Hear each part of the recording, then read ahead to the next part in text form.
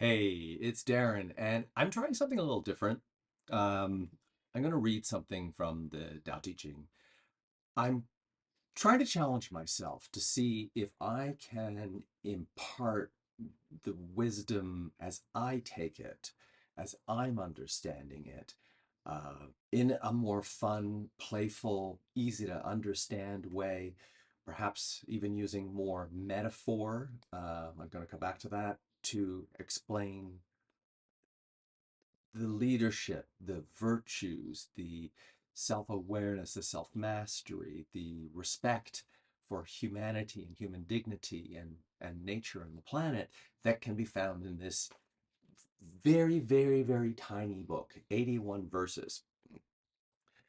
And I'm going to try and rein myself in. I know I'm making a bit of a long introduction because it can be so easy to talk at length about the meaning of these verses because they're so highly interpretive. And I think it's important for me to make this point. I've read at least 15 translations. I think I have 13 or 14 in my bookshelf that I'm going through. And I wish I spoke the native language that the Tao Te Ching was written in, Chinese, but I'm going through the understanding, the interpretations, the commentary, the linguistic analysis and discussion to get a better understanding, to get to the root kind of consensus um, or message that's being imparted. And this is the fascinating thing because I believe, and I believe other people who have written about the Tao Te Ching and researched it believe it is a guidebook in a sense for your own self mastery and how you show up in the world in a humble, understanding, and accepting way as being part of this common oneness. You are of this planet, you are of nature, you are connected to all other beings on this planet. Okay, so stop there.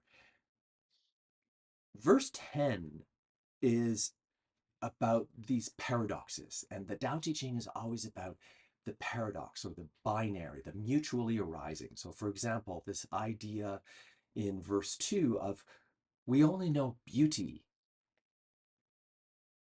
because we know ugliness. And we only know ugliness because we know beauty. So, if you didn't decide what was aesthetically perfect and beautiful, if everything was just the same, there would be no binary way of labeling, describing, identifying these things.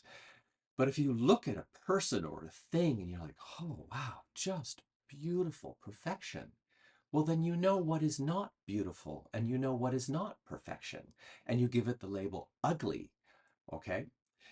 That's an example of a mutually arising distinction, a mutually arising binary for us to understand the either or concept. But there's also what's not often talked about, what exists in the middle. What exists in the middle is this awareness, this contemplative insight that helps us understand the extremes on each side. And I think it's so important that we engage in this kind of logical, metaphorical, ethical kind of thinking, because this is what is needed with everything that's happening in the world right now, with extreme political polarization and hatred. And yeah, so without having to talk about those things directly, we have to, I mean, I'm not going to talk about those things directly in this video. We have to focus on how we can think through these challenges so that we can find our way through and find the most humane and understanding and accepting solution that doesn't cause irreparable harm in whatever way, shape, or form that shows up. So I need my reading glasses.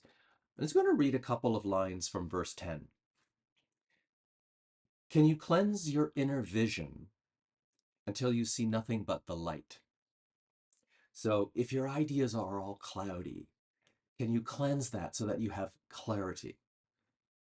Can you love people and lead them without imposing your will? This is a strong theme that goes through the Tao Te Ching. How can you lead others without taking power over them, without telling them what to do?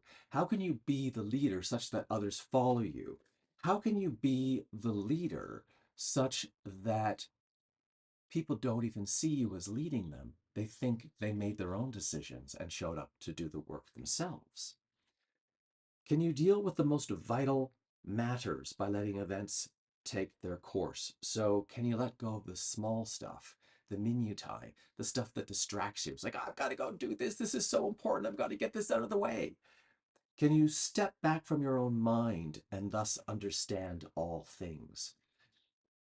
So for somebody like me who has a very ADHD mind, if I'm super distracted, I'm not in my right mind, so to speak. I'm not able to think clearly. I'm not able to connect with the parts of me that make me the best version of myself, to be happiest, to be most content, to be in control and aware of my emotional state.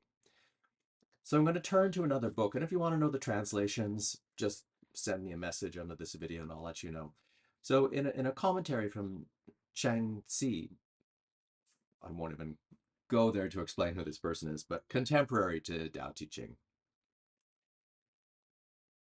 This is a story of someone talking to Laotse, a made-up story.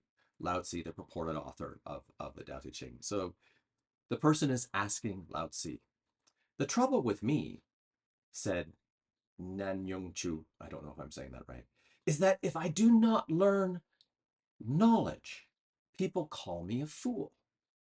And if I learn knowledge, it makes me so sad. And if I do not learn kindness, I injure others. And if I learn kindness, I become worried for others.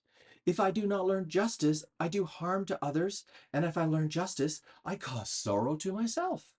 How can I escape this dilemma? These three things worry me. And this is the last thing I want to talk about. You see the binaries here, right? So if you learn knowledge, then do you just keep learning knowledge for knowledge's sake, for the sake of learning knowledge, or do you do something with that knowledge? And then when you get that knowledge, it maybe makes you sad because personal. The more I learn about things, the more I see how difficult and challenging situations are, how complex they are. And it's very easy to lash out and say, oh, this politician said this, or these protesters did this, and this is right and this is wrong. And it's not that simple. There are rights and wrongs, assuredly, but there are degrees of rights and wrongs, and there are rights and wrongs along the entire path that gets us to the point that we are struggling to find a way through or a way around. And I love this one. If I do not learn justice, I do harm to others. And if I learn justice, I cause sorrow to myself. Wow. As I think about ethics and moral principles, I sometimes see the things that are happening in the world and I feel physical discomfort, a visceral reaction to what I'm witnessing in the world. And I sometimes feel helpless. This goes back to having so much knowledge because I think, well, what if people were to do this, but then there's also this and this and this and this?